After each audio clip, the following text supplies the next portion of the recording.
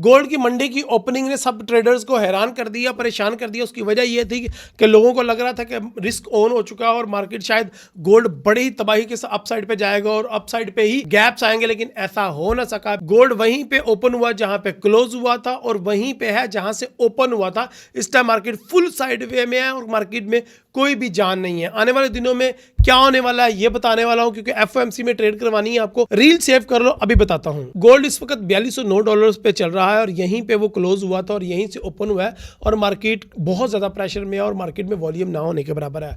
ये साबित करता है कि एफओएमसी का प्रेशर है। बुध की रात को एफओएमसी रात 12 बजे है, यानी कि ऑलमोस्ट जुमेरात की सुबह को, तो तब तक मार्केट प्रेशर में ही रहने के चांसेस है और मार्केट में वॉल्यूम नहीं होगा। इसका मतलब है कि ये एक बहुत बड़ी अपॉर्चुनिटी है उन लोगों के लिए जो स्कैल्पिंग करना चाहते हैं। सिंपली आपने सपोर्ट एंड रेजिस्टेंस ड्रॉ करना है, उसके दरमियान आप बाय सेल करें, प्रॉफिट ही प्रॉफिट होगा इंशाल्लाह। और जापान, चाइना और ताइवान का इशू चल रहा है, आपको गोल्ड को बाय साइड में ही स्कैल्प करें तो वो ज्यादा बेहतर होगा आपके लिए। ये बहुत अच्छी अपॉर्चुनिटी है कमाने के लिए। तो यानी कि मंडे, ट्यूसडे और वेडनेसडे, ये 3 दिन आप बहुत अच्छी अर्निंग कर सकते हैं गोल्ड से। कोई खास डिसाइसिव मूव नहीं होगी, मैं आपको लेवल बता देता हूं, उन्हीं लेवल्स के अंदर आप स्कैल्पिंग करें तो ज्यादा बेहतर होगा। Right now 4200 is a very good support level and 4180 is really great support level। Market अगर 4180 पे आती है तो चुप करके बाय करो और लॉन्ग टर्म के लिए प्रॉफिट होएगा। लेकिन क्योंकि मार्केट साइड में है तो 4220, 4230 आपका रेजिस्टेंस लेवल है, उधर ही आके प्रॉफिट टेकिंग किया जाएगा।